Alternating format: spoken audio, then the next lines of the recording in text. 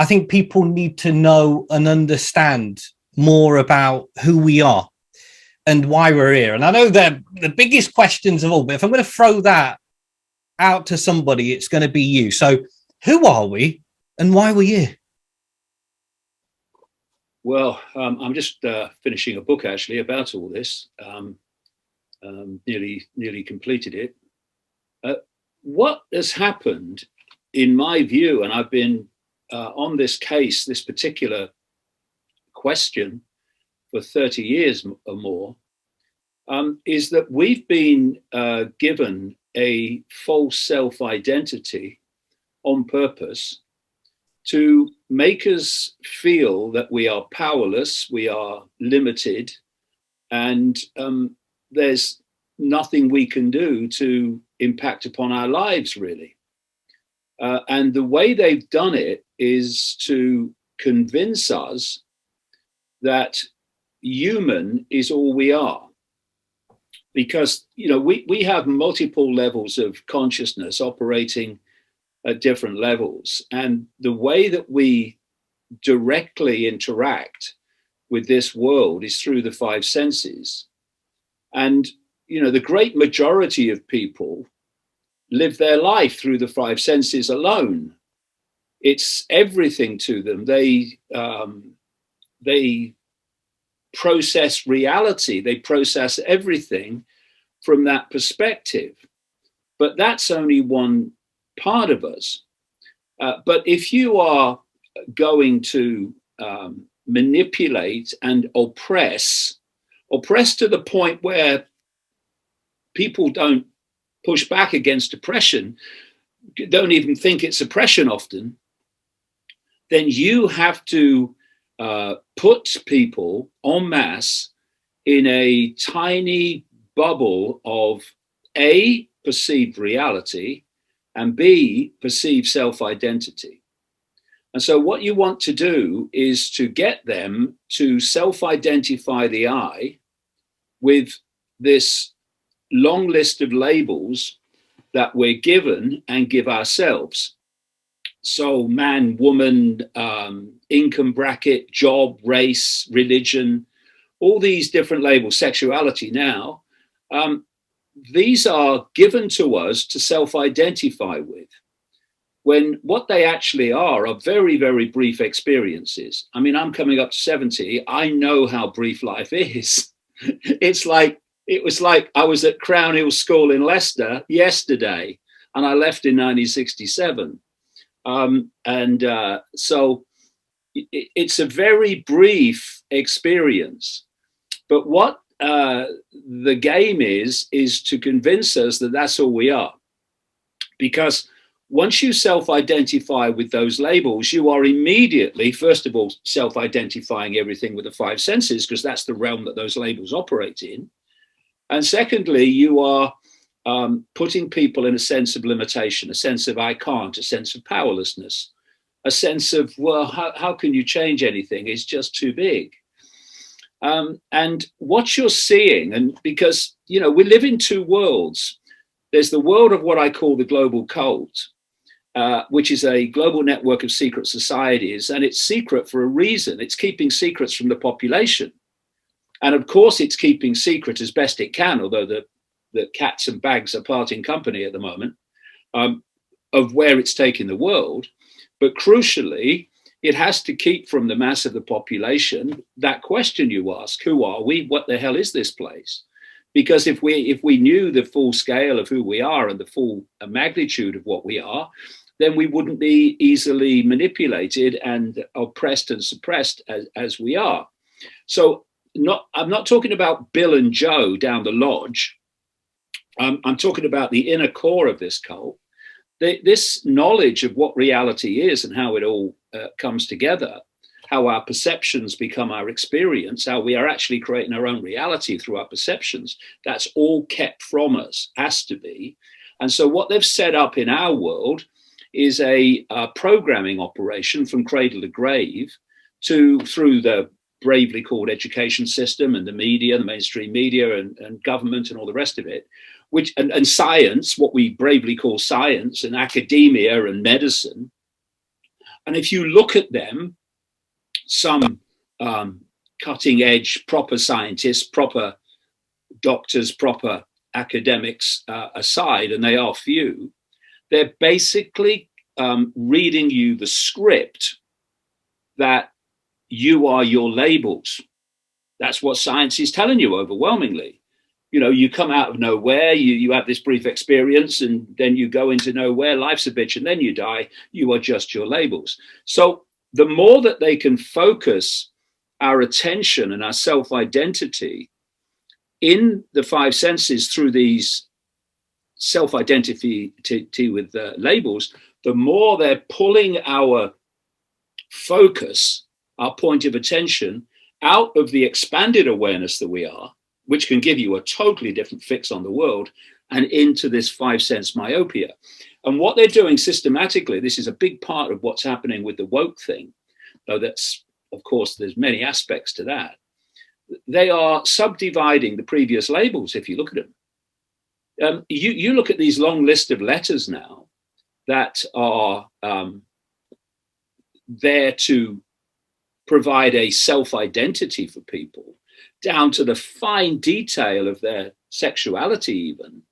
This is taking the previous association with labels down into greater and greater and greater myopia.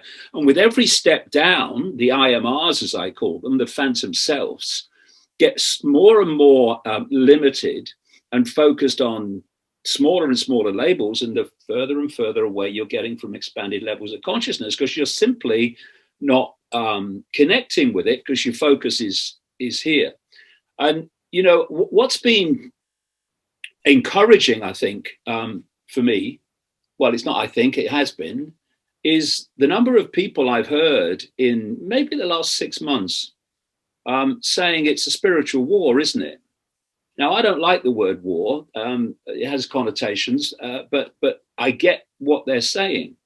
They're starting to realize that if you just sweep back all the forms, the labels, the things, the bodies, the races, and all of it, the elite and the oppressed, you sweep it all back. And throw in extraterrestrials and all that as well. Sweep all that back as well, and what you're left with is behavior resulting from states of consciousness. Perception becomes behavior. Perception comes from your state of consciousness.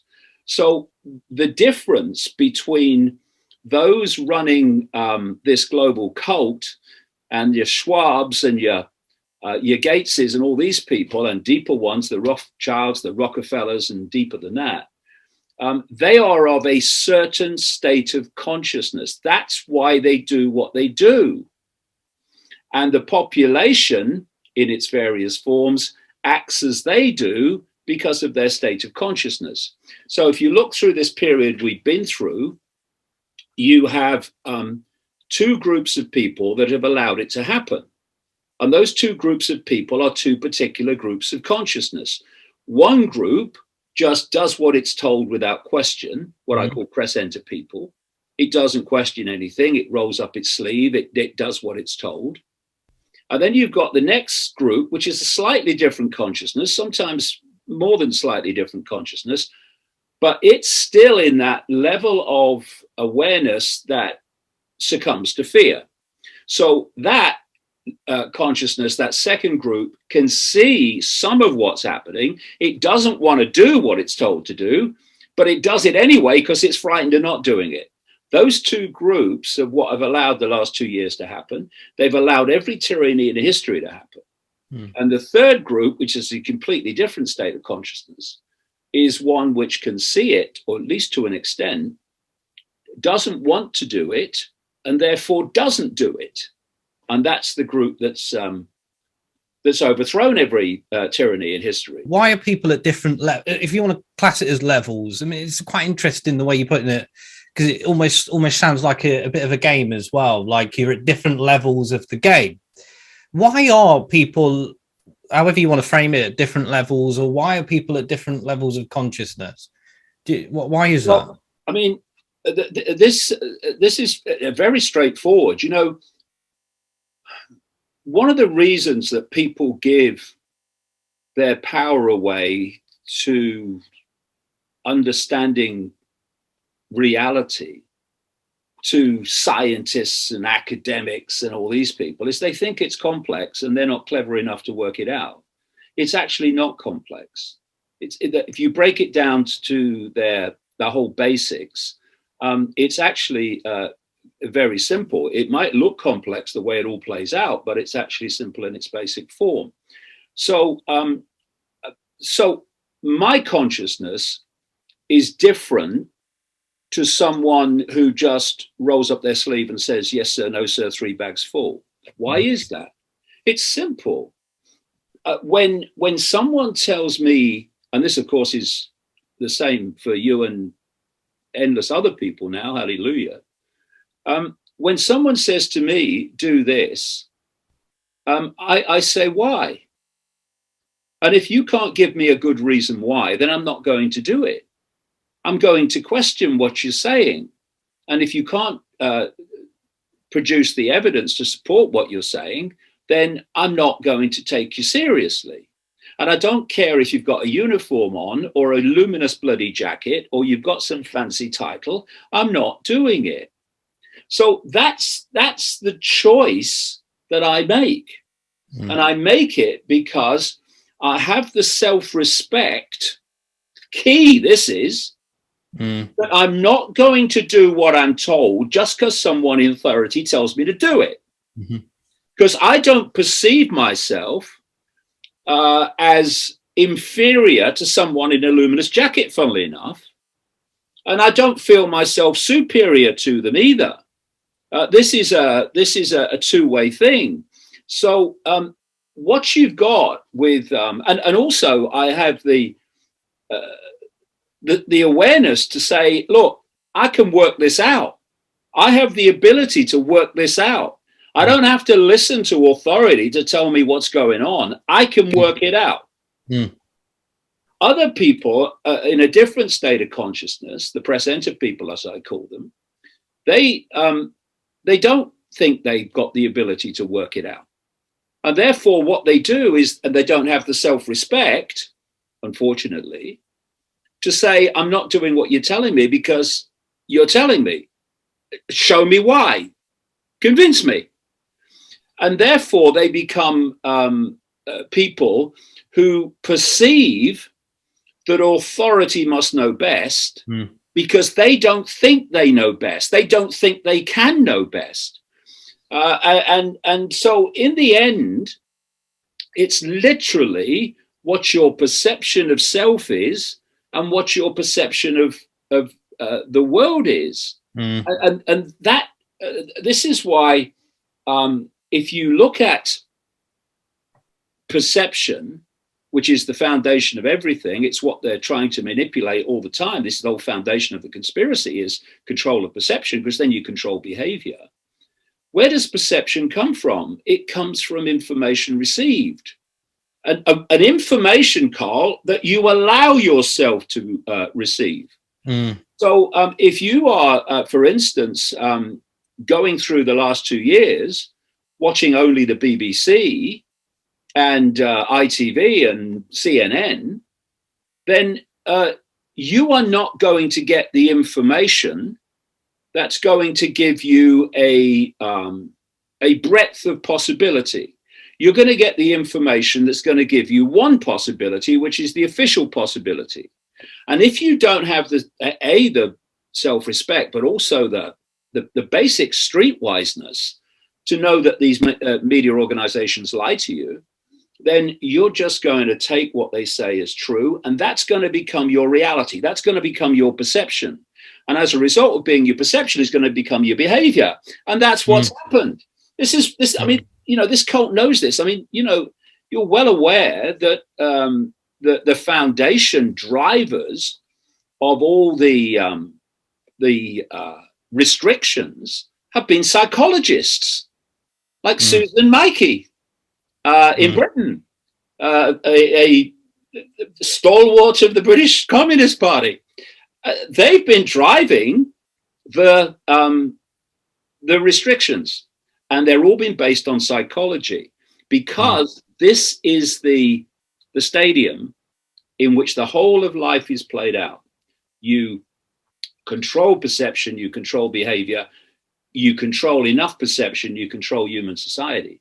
And so, you know, when people say in the way they describe it, we're in a spiritual war. Well, what we're in is a tussle between basically two states of consciousness. One which is to control, impose, and take over, dominate, and one which wants freedom. And what we've allowed, it's been very frustrating for me over the last 30 years, I can tell you. What we've allowed is that which wants to control and impose and overpower has been left alone decade after decade to put these things into position and put people into position, which they can now use against us in terms of laws, in terms of personnel, to take our freedom away. And what's happening is more and more people are starting to realize that actually this is the most important thing in their lives now. Because if we don't respond to this, and it is beginning to gather, then we ain't going to have a life as we perceive it, because the level of control will make Orwell wince. In the end, perception that's going to decide this. In everyday terms, David, if people raise their self-respect, if people raise their critical thinking, and in turn raise their consciousness and everything that you've been talking about there, in everyday terms, what would it mean if it was happening on more of a mass scale? Of course, this is key to, I'm sure, why it's not taught in school, and you know how that might reflect in people's behaviors if it was. So if this happened on more of a mass scale, what would it mean in everyday terms for people if they did it? Well, it would mean that government couldn't impose its will. I mean, you know, when people say to me, what's the solution? I say, get yourself a calculator. Put in close to 8 billion, and then take away the people in political power, the people in uniform, the people in military. Take them all away from the 8 billion. And how many of the 8 billion are left? Well, nearly all of them. Yeah, exactly.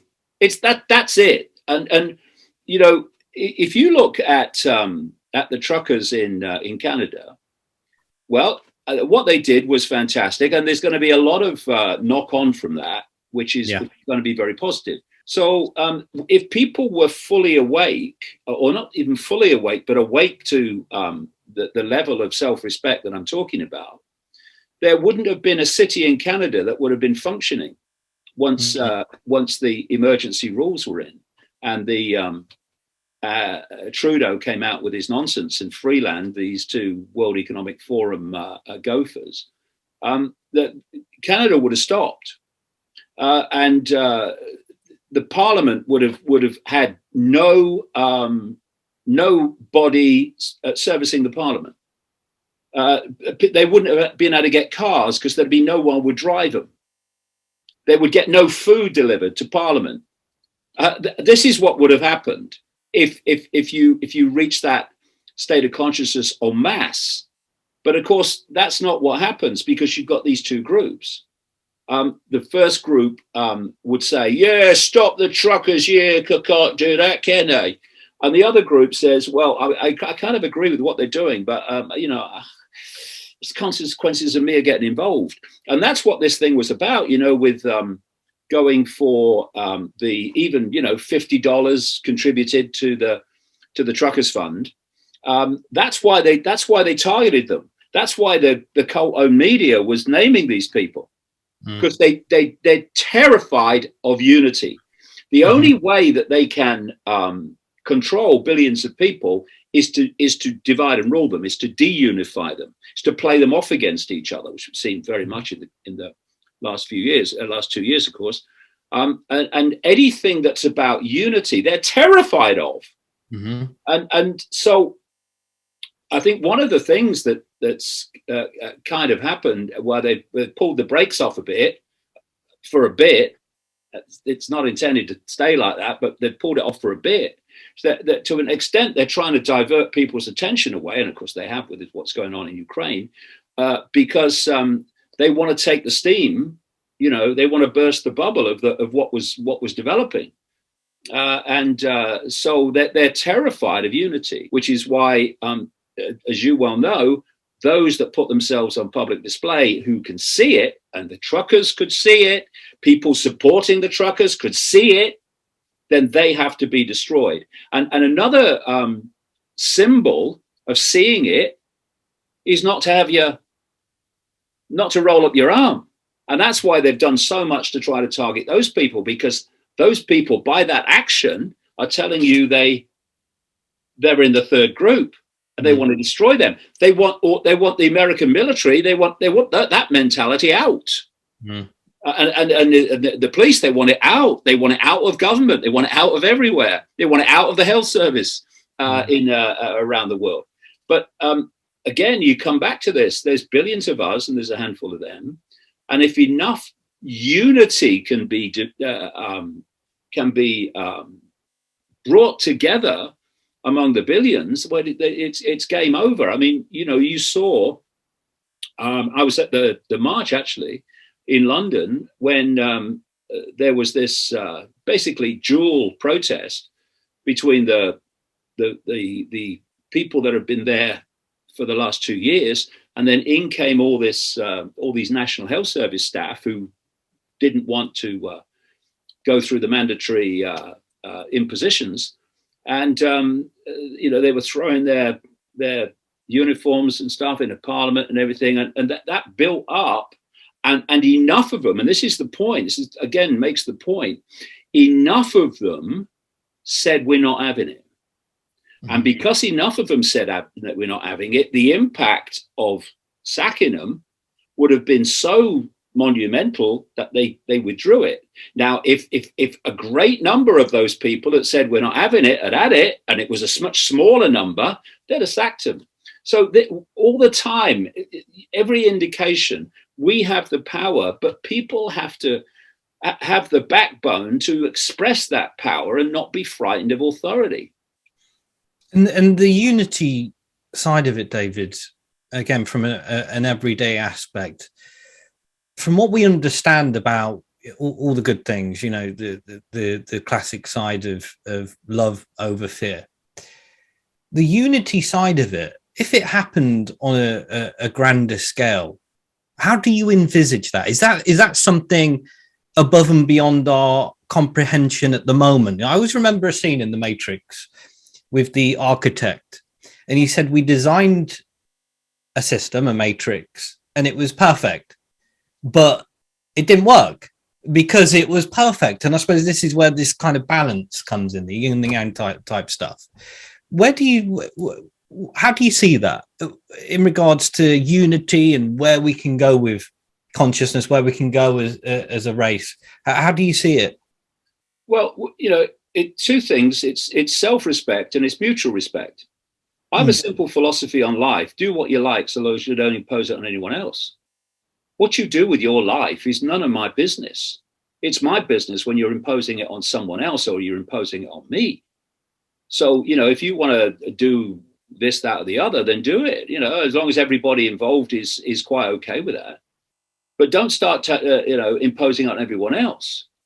So, for instance, if someone wants to say that they are a different gender to their body type, I have no problem with that. Good luck to you. But don't tell me that I have to change my life to fit in with you. Mm-hmm. And I have to call you them, they, which is an insult to the language. And I like language, so I'm not going to insult it. So I will not call you that. Just don't impose it on me. It's mutual respect. And I'll tell you something very topical, actually. I've been reading that the European Union is going to ban RT, the Russian TV operation, and that Ofcom, this fascistic broadcast censor government censor in Britain is considering doing the same to RT in Britain. Now, that is an expression of control. Mm-hmm. And control of what? Control of information, which means attempted control of perception. It all comes down to the same thing. It always comes back to it. Now, in an open world with mutual respect, I may vehemently disagree with what someone's saying, mm-hmm. but I will just as vehemently stand up for their right to say it. Yeah. Because, you know, to have respect for the population is to say we're going to have the free flow of all information, and then people are going to make their own mind up what they make of it, and what their perceptions are chosen to be as a result of it. And that's what confident, open-minded, free thinking people do, because they are secure. This is a very important point, actually. They are secure in themselves. And secure people don't want to control.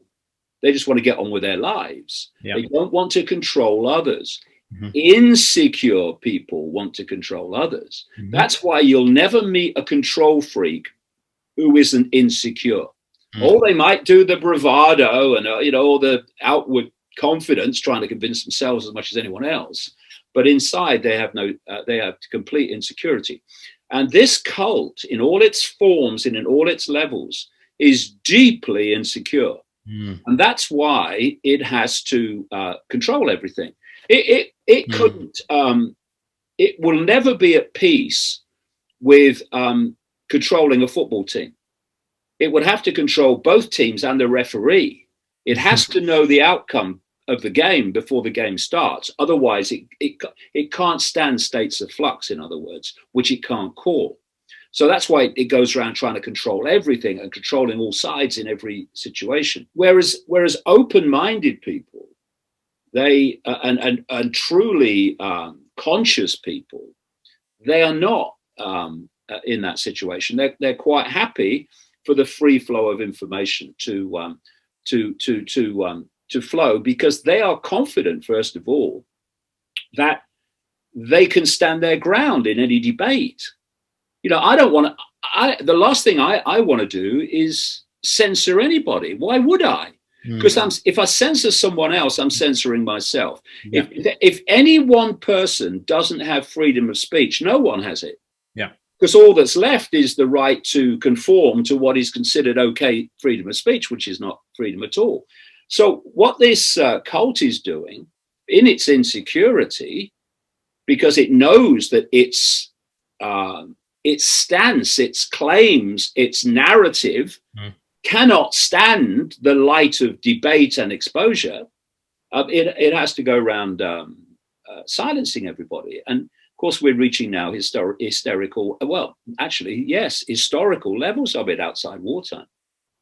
What's the need for that absolute control, David? Is it not frigging boring? I mean, from a psychological point of view, just from an existence point of view, to have any form of any life, there needs to be uncertainty as much as certainty. So what is the need for this absolute control? Is it not freaking boring?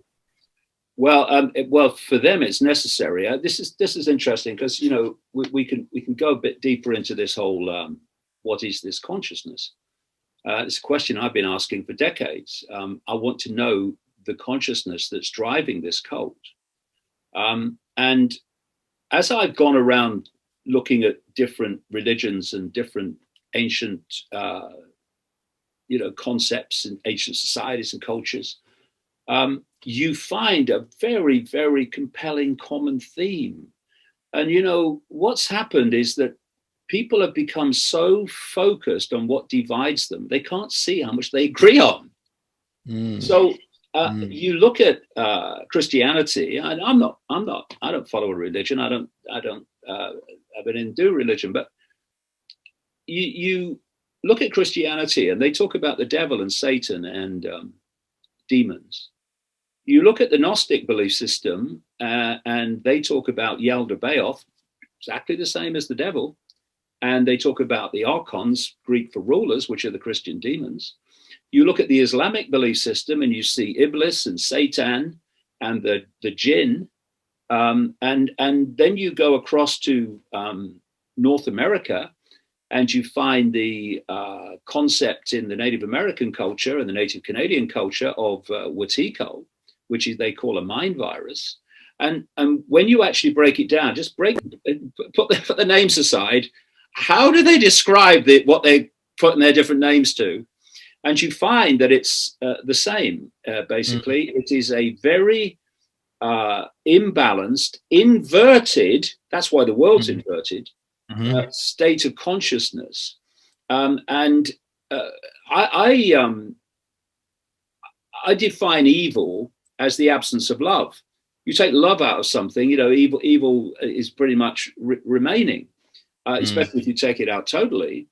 And so you have this inverted evil consciousness. I mean, evil is the word live written backwards, and it is actually an inversion of life. That's why, in its like satanic expressions, which is the same thing, Wetiko, this consciousness, they're obsessed with death. Everything's about death.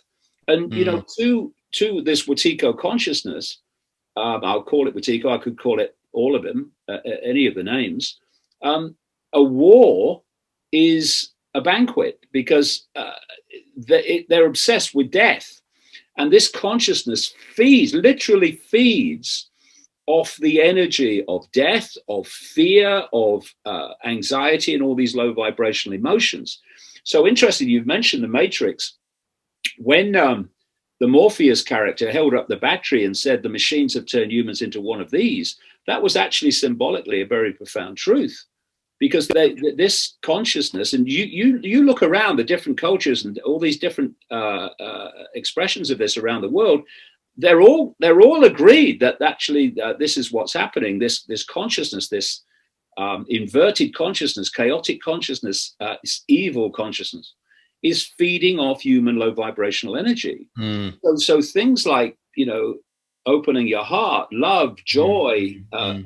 Happiness, all these high vibrational states, it doesn't want them. It wants us in low vibrational states. So if you look at the way society operates, especially now, it's become more and more obvious if you look for it, they're always trying, even when one is kind of fading in terms of producing fear, then something else comes in to ramp it up again. So you've gone through 2 years of fear, and the narrative started to wear thin. And more and more people were saying, to hell with it. I am not frightened of it anymore. There is still some, but on the scale of 2020, vastly fewer. And so, boom, we're into something else. We're going to world war, nuclear war. And it's to keep this anxiety going. And it's been... It's so obvious when you see that's where it's coming from. And also, of course, and this comes back to perception, because this Wetiko consciousness, this Satan consciousness, Yaldabaoth consciousness, whatever you want to call it, is very low frequency. It has to pull humanity into its frequency, to feed off them, because people are joyful and full of love and unity. They can't feed off that, because it's like two radio stations. They're not on the same wavelength. But the other thing about drawing people, consciousness, into this low vibrational Wetiko frequency is not just that you can then feed off their energy, it's that you can then attach your consciousness to theirs, and they start to express you. And so is that the ultimate prize, David? If we're talking, in regards to the biggest question of them all is why. What everything that you've just said there, if we link it back to the why, is that the ultimate prize, consciousness? Well, what you can see when you come from the perspective we're chatting about now, you can see why they want to connect the human brain to artificial intelligence, because they, at the moment, you see, they have to, they have other ways of doing it, but they have to overwhelmingly control the information you receive to dictate your perception. What they want and they're talking 2030, people like this psychopath Ray Kurzweil at Google and others in Silicon Valley, to start connecting the human brain to AI. What they want to do then is to give you your perceptions direct. That's what that's about. And people like Kurzweil, they're telling you, they're not trying to hide it anymore, because there comes a point where you're so close to your great reset and all that means, that you can't hide it anymore, because it's becoming reality in front of people's eyes. So therefore, you go into the next stage, not hiding it, which they've been doing all along, moving it under the radar. You go to selling it. So now they're in the sales pitch era now. Yeah. And so Kurzweil is openly saying that once AI is connected to the human brain, AI will do more and more and more of human thinking, until human thinking as we know it is negligible. That's his words, not mine. And so it is, for years, decades, I've been writing in the books about the goal is the assimilation of human consciousness into this, well, I call it Wetiko now, but I called it the mind virus at the time, which, funnily enough, is exactly how the Native Americans describe Wetiko, a mind virus. And, you know, if you take that analogy of the mind virus, it's very, very appropriate, because if you take the analogy of 5 sense awareness directly interacting with this reality, but connected to expanded levels of awareness, which give the 5 sense awareness a much bigger fix on the reality that it's experiencing, then you're in this world, but you're not totally of it. You've got other perspectives. But and that's the same as having a computer, which is connecting you directly to the internet, like the 5 senses, if you like, and the computer operator that's got the big picture. But if you have a computer virus, then it takes over the operating system. It takes over that level of this interaction, which is directly connecting you to the internet, symbolic of this reality. And thus you're banging the keys and banging the mouse, but no one's hearing anymore. The virus has now taken over the operating system and is making its decisions. And that is what Wetiko seeks to do. It seeks to get into these spaces between expanded awareness and 5 sense awareness, and break that connection, so that it becomes mission control and not expanded levels of awareness.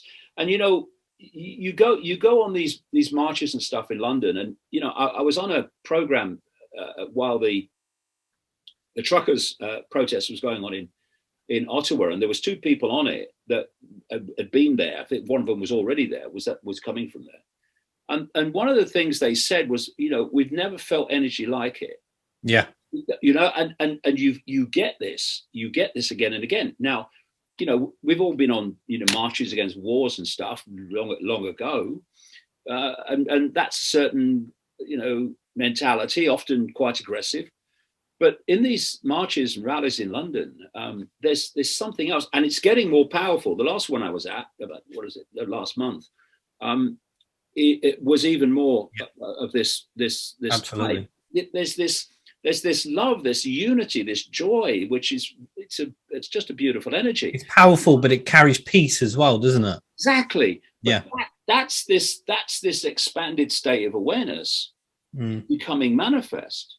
And I was interested. I don't know whether you saw this, some poll that was done last week, and they did. I think they talked to a lot of people, like 21,000 people or something like that, and of jabbed and unjabbed, and the different attitudes to each other.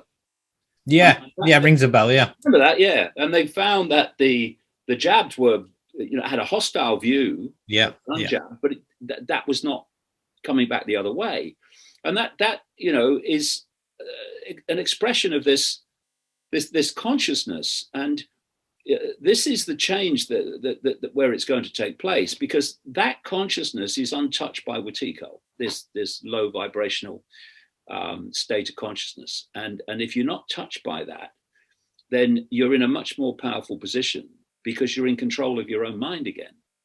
The people who are Wetiko'd are not in control of their own mind, because they're actually,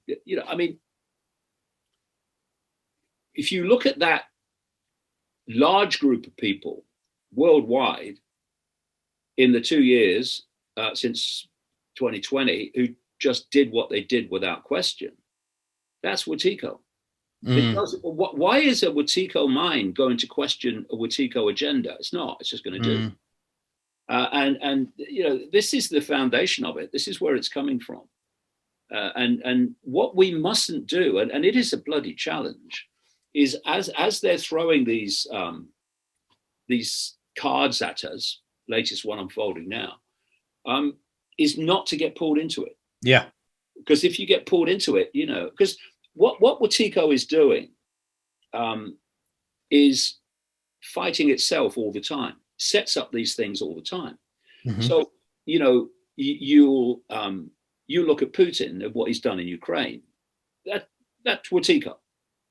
But he's being condemned by the leader of Ukraine, who is running not a democratic country, but a very undemocratic one. He's being condemned by Biden. He's being condemned by all these European leaders, being condemned for human rights by Justin Trudeau. And what you're looking at is Wetiko. Wetiko's condemning Wetiko. Wetiko's doing it. Wetiko's condemning it. When you look in America, and you've got Antifa, well, not just America, but Antifa, we're fighting fascists. Yeah, okay. What with fascism? Yeah. That's Wetiko. The woke mentality that's saying you must only say what I agree with, that's Wetiko. They're all expressions of this consciousness.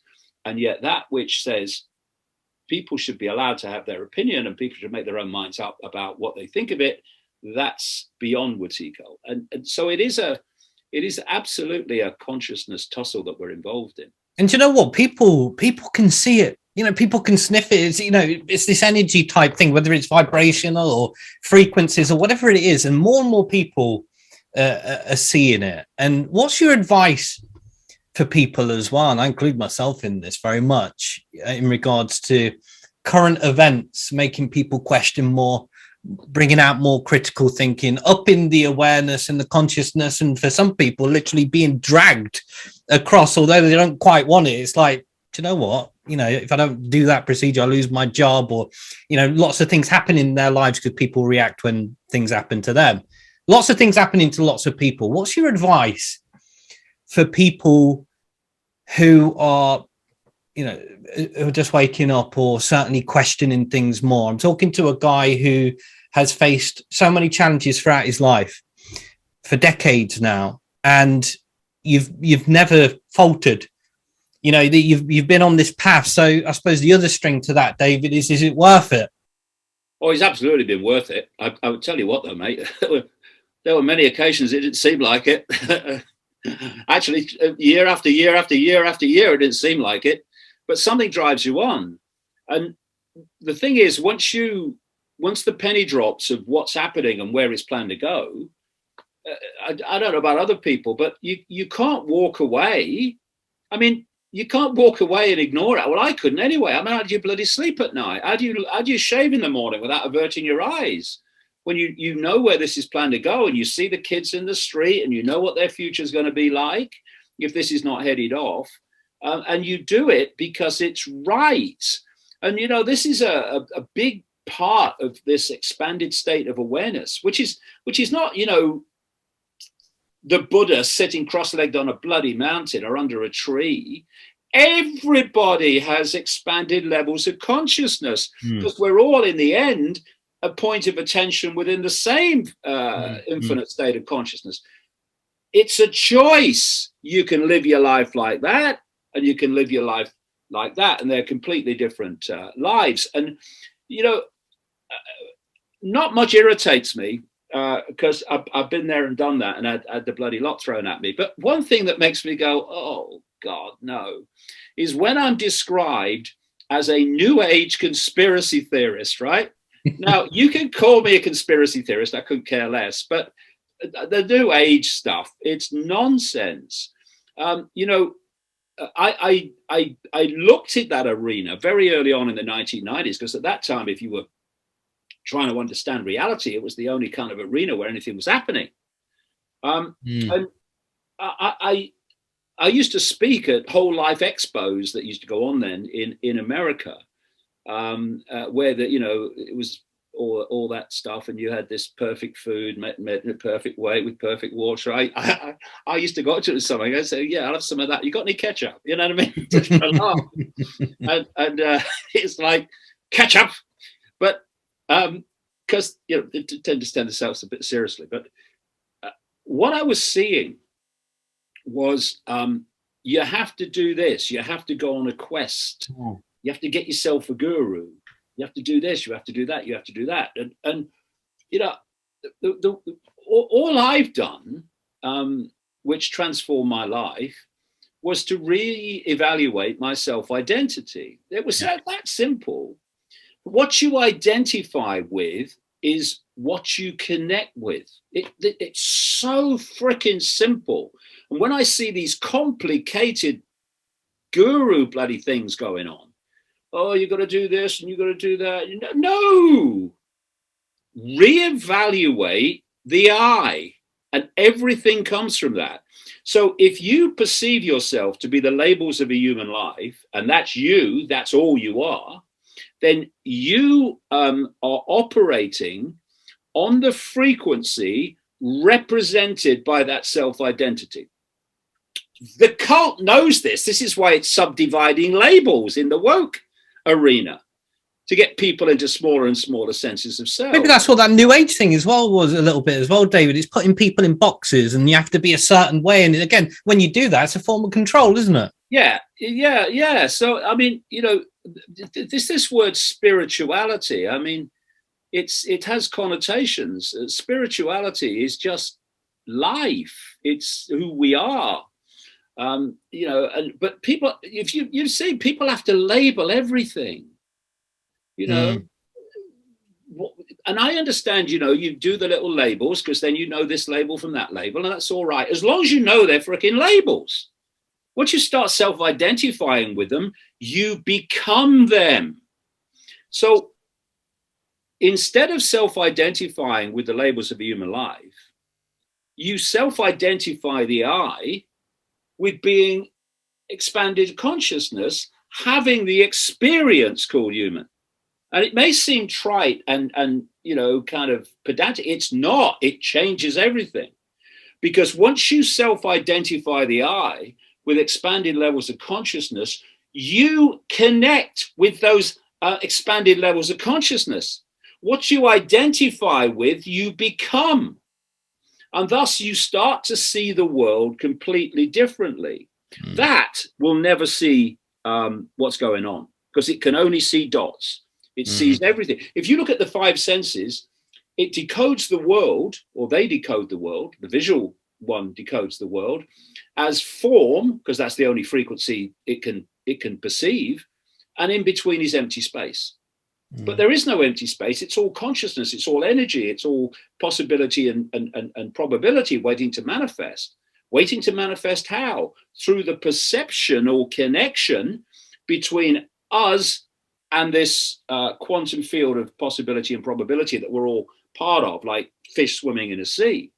So if you are looking at yourself in terms of little me labels and sub-labels, then that is your perceptual field. That represents your perceptual field, the I field.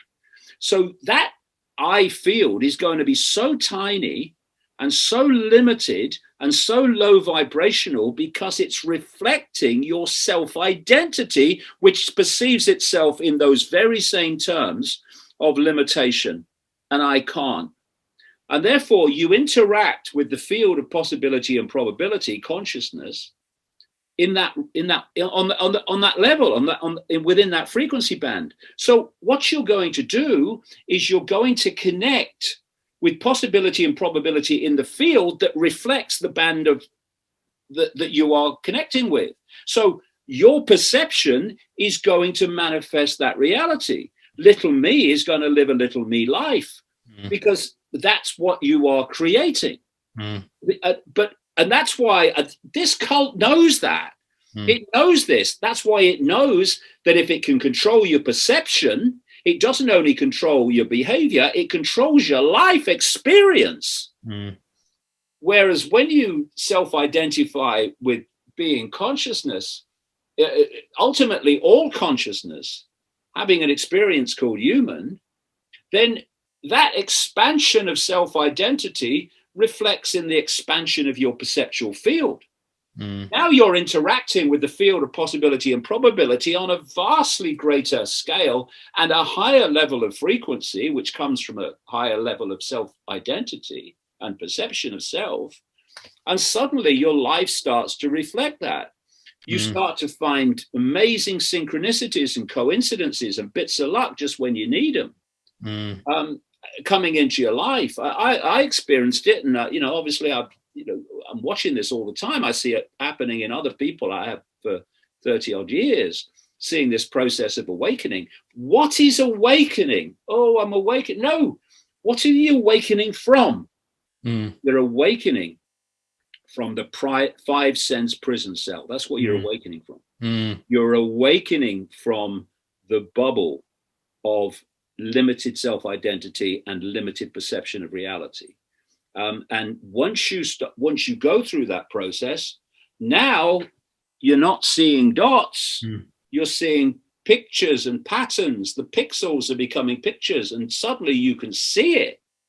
I was, I think he's a good guy. He says some interesting things, but I was watching an interview yesterday with Jordan Peterson, the Canadian psychologist, and he was saying how much he admired Elon Musk. And Elon Musk, of course, is vastly involved in this global cult. The three major things he's doing are all serving the cult agenda. With the SpaceX, he's putting up these low orbit satellites to pound the human society with 5G and 6G and Wi-Fi, to create this global cloud that they want to connect us to. He's running Tesla, which is moving towards driverless cars, where the computer decides where you can go and where you can't go instead of you deciding anymore. And he's running this Neuralink company, which is wants to connect the human mind to computers, killing a lot of monkeys on the way, it seems. And Peterson was saying how much he admired him. Now, that's not because Peterson's part of it. It's because Peterson represents, although he does say some very interesting things in this intellectual arena, but he's still stuck in the intellect. Yes. And the intellect is a five sense phenomenon. Yeah. And if you look at academia and you look at science and you look at medicine, they're all intellect founded professions. Yeah. And if you get out of the intellect, you get out of the box, which the intellect is, then suddenly your career doesn't get funding and doesn't go upward anymore. And because Jordan Peterson is in the intellect, he can't see beyond it. Yeah. So there are concepts that he cannot grasp because he's not at that point where he can connect the dots. He can see dots, and he's very interesting when he's talking about psychological dots and stuff, but he can't connect them. And if he did connect them, of course, he'd say, no, Elon Musk, well, look at what he's doing. Obviously, he's part of it. Maybe you don't want to. Well, maybe. Because I mean, he's one of the most intelligent guys you'll listen to, like you say, from an intellectual point of view. Yeah. Based on that, you've got to say to yourself, well, if he's got that level of intelligence, then clearly he knows stuff. So if he knows stuff, then it gives you choices. Do you go there or do you not go there? So Yeah, maybe he just chooses not. there's that, and you know, there's another kind of area which I've kind of blasted through really, and that is the fear of what other people think, and you know, you can have a situation where you can speak out like Peterson has, and because you don't care what you are criticizing things, but you still care about what, and I'm not saying this is the true of Peterson, I'm using an example, but you still care about that which you operate in things. And that's a prison. True freedom is not to say I don't care what anyone thinks. You listen to people, but you come to your own conclusions. And once you have, you speak out. And if someone around you doesn't like it or doesn't agree with you, then that's fine, because that's what life's about. But you're not going to say it because of how people might respond. That's how we got into this mess. By Absolutely. People, this is the second group. I don't agree with it. What I'm going to do is I'm going to crack on that 2 and 2 equals 5. I know it equals 4, but I'm going to crack on it equals 5 because life's simpler that way. That's the group that is fundamental to tyranny imposing itself.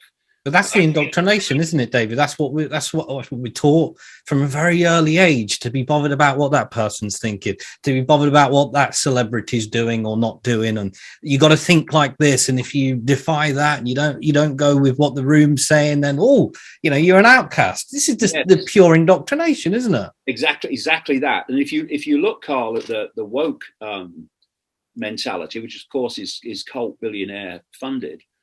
Through the schools, the universities, and the corporations, then it's more extreme now than it's ever been. You know, if you're a kid at school or university, you've got a different opinion. I mean, you've got a challenge on, but that's what expanded awareness does. It will speak its truth no matter what, because it knows it's all a load of nonsense. It knows that, I mean, I've experienced this anyway, but it knows that what they say today, they'll say something else tomorrow. I mean, people who were laughing at me in the street are now coming up and asking me what's going on, you know, and they're asking me what's going on because I kept saying it despite what they were doing before, which was laughing at me and ridiculing me. You know, again, when you self-identify, everything comes from this. When you self-identify with being an expression, a point of attention, ultimately, potentially all consciousness, having a brief experience called human, then what happens in the brief experience takes on a whole different perception, a different way of seeing it. Whether people criticize you on Twitter, I mean, you ever seen what they've said? Oh, that's terrible. Couldn't give a shit. Doesn't matter. They'll say something else tomorrow. What matters is I speak my truth and I live my truth. Because very soon, I'm out of here anyway. I mean, even if you're just here, very soon you're going to be out of here. It don't last that long. But you see it in a totally different way. So, you know, when people hurl abuse at me, it goes in one ear and out the other because it doesn't matter. And ultimately as well, David, we don't really know what is right and what is wrong anyway. So in the end, all we can live by is what we thought was right. And then whether it was right or whether it was wrong, it was the only thing that we lived by. That's what I mean by that. Yeah. I'm conscious of time, David, but... well, you know that one of the great things I've lived by over the years is a quote attributed to Socrates in ancient Greece. Wisdom is knowing you know nothing. Exactly. And not even God knows if he's got a God. that keeps your mind open to all possibility. Again, when you come back to this caring what other people think, the next stage of that is, am I going to speak about what I have concluded by leaving the box? Yeah. Or am I going to keep my head down? You know, people said to me, you know, when you talked about shape-shifted reptilians, didn't you know you were going to be ridiculed? And I thought, I was a journalist for a long time. I'd worked it out. But I'd got enough information, enough evidence over years and years in different countries, ancient and modern. I was confident to go with it. So you go with it. And you know people are going to ridicule you. Of course they are. Yeah, you know? it sticks. Though, anyway. It sticks though, because I mean, look, this is what I mean about in regards to challenges, David, and the challenges that you face and the path that you've continued on. Why is it worth it? What ultimately, if you were to sum it up to people who are right now struggling, there are so many people struggling at the minute, thinking, do you know what? There's all this shite and this crap and this happening over here, and now they're starting this bloody war and they're doing this. Why is it worth it? Well, first of all, it's worth it on a merely human level, if you like, because our kids and grandkids are going to live in a nightmare world if we don't head this off. And you know, people, you know, not much younger than me are going to live in a nightmare world. If they think it's been a nightmare over the last 2 years, we'll stick around. It's only just beginning if we allow this to happen. Absolutely. But you know, why is it worth it? Well, see, something's driven me on. I went through the 1990s, and particularly the 1990s, and can you name it? Can you name it? Is it something, or what is it? Is it you? What can you name it? It's just a drive that you have to keep going. You have to keep understanding more, and you have to keep communicating it. And you know, I've had situations in my life where just as I thought not worth it, something would happen.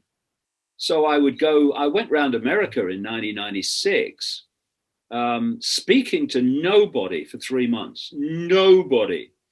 5 people in someone's front room in New England, 4 people in a place near Chicago. In these whole life expos, I was the conspiracy nut guy. It was put on at the end of the night about 9 o'clock when everyone had gone home. And you thought, well, you know, what's the point? And just when you think that, I went to Vancouver in Canada, and 250 people turned up, which was a colossal number for me in those days. Yeah. And you just think, oh, it's worth it. It's worth it. And I went on I would call it a speaking tour. That's far too grand for what it was. I went on a tour of speaking to nobody in England, pretty much in that same period. And I was talking to nobody. It's just ridiculous. And I remember once one of the things on this tour was in Manchester, was at Manchester University. And I thought, you know, I had a lot of interest. So I thought we're going to get a decent crowd tonight. It's going to be worth it, because no other night was worth it. And so I was with a friend of mine, and we were in Manchester. So we think, well, you know, what can we do for the afternoon? So we went around Coronation Street set, you know, the old set, and most of it's indoors. And so we went around and we thought we're going to get a good crowd tonight. Yeah, good. And we came out at the it must have been about 4 o'clock. And this absolutely enormous snowstorm had hit Manchester. Enormous, out of nowhere. And we got in the car, heading to the venue, put the radio on, and then they're saying people should stay at home unless absolutely necessary. So I get to Manchester and there's nobody there again. And you think, this is pointless. And then I went up to Scotland, Forest, I think they call it, And the theatre was 325 seats, and we just about filled the first row. And I was just about, what's the point? And I turn up to Edinburgh, and out of nowhere, it was absolutely bloody packed. So it drives you on to the next stage, and something always came up to give you the impetus to keep going. And then you see the reward. You see the reward when people come up to you at a march or in the street and they say, "You changed my life," and you think, well, it was bloody worth it then, wasn't it? And then when you see how people have started to get what they weren't getting before in the last couple of years, because it's been a massive awakening because of what's gone on. You think it was bloody worth it, wasn't it? But to be honest, even if it wasn't worth it, I still have done it, because once you kind of open your heart, and we've lost the understanding of love. We are relating love to physical attraction. Now that can be part of it, but it doesn't have to be. One of the great forms of love relationship is friendship. I mean, they say about friends there, a friend walks into the room when everyone's walking out. That's an incredibly great example of the kind of love I'm talking about. Love without condition. And once you kind of open your heart to that, you're always going to do what you know to be right. And so, you don't go through, for instance, talking of the second group, you don't go through a checklist of, if I do what I know to be right, what are the consequences for me? You don't do that. That never happens, because to have a checklist is to contemplate not doing what you know to be right. Now, you'll never do that. So no checklist. I'm not, it's like, I'm going to do what I know to be right, and the consequences will take care of themselves. But for sure, I'm going to do what I know to be right. So I would have done it no matter what. And to be honest, if no one had got in, they were still abusing me now on the scale that they were, historic levels, I'd still be doing it, because it's right that people have the opportunity to see the world in a different way. And that's the whole point. It's not about saying you must believe what I'm saying. It's saying you have a right to see that there's other ways to see it. And if you look at it and it makes sense, go with it. If you look at it, it doesn't make sense to you, well, just keep believing what you do now. Because if we don't have access to all possibility, we can't know what is possible. And that's what they're trying to kill with the censorship, of course. Sound advice, David, and I think the reason it's so sound, and look, I'm sure I speak for so many people when I say it takes unbelievable amounts of bravery to do precisely what you've been saying there, because social coercion, ridicule, rejection, all these things are our greatest fears, and to overcome that because you know what you're doing is right, that deserves a lot of credit. And I speak for a lot of people when I say that, in regards to what you've done for lots of people, including myself. And it's just generally sound advice, David, because I think what you're talking about and what you've said relates to everything, doesn't it? It's like, whether you're in a job, whether you're trying to run a business, whether you're in a relationship, whether you've got friendship, that everything you just did there is the key, really, isn't it, in regards to why you shouldn't stop. Yeah, exactly. And I'm a stubborn bastard as well, which kind of helps. I was gonna mention that as well, David. I mean, I think that kind of helps a little bit, doesn't it? When you can, when there's a bit of anger in there, and you can say, do you know what? F you, I'm gonna freaking do it anyway. Yeah, I'm like that stone in the top of the arch. The more you press down on it, the stronger it gets. The more you tell. I wouldn't want you as an enemy, David. I'll tell you that. I wouldn't want that. You can see it, and like I said, I think it's an energy thing in so many people, and you couldn't. This people couldn't face an ounce of what you've faced.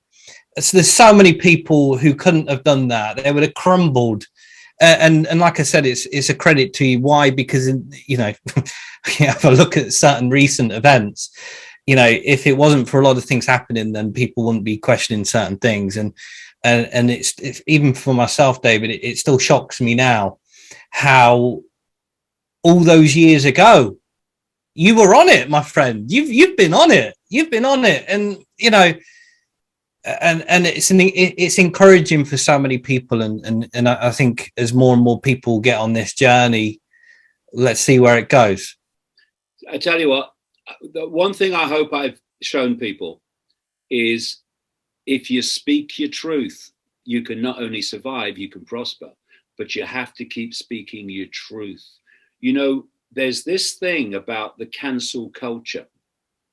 And that's a really bad thing where they're trying to silence you and stop you having a platform to speak your truth. But there's another thing that is absolutely part of that too. And that's what I call the sackcloth culture. Falling to your knees and begging forgiveness because you've upset a moron. I will never do that.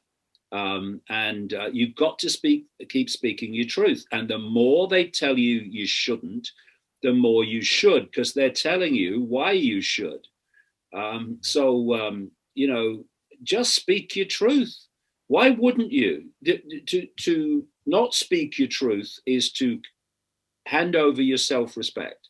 Never do that. Never do that. Just speak your truth and keep speaking your truth. And you will prosper. Because I tell you what, a lot of people, a lot of these woke people, when they smell blood, they want to taste it. And if you give them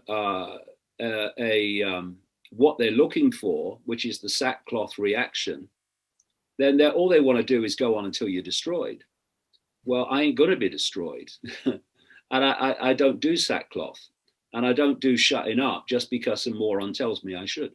And if more and more people do that, because the number of people who are actively doing that compared with the population is absolutely tiny. Yeah. When you look at opinion polls, the population don't want that. Yeah. So, you know, the great majority are on your side anyway.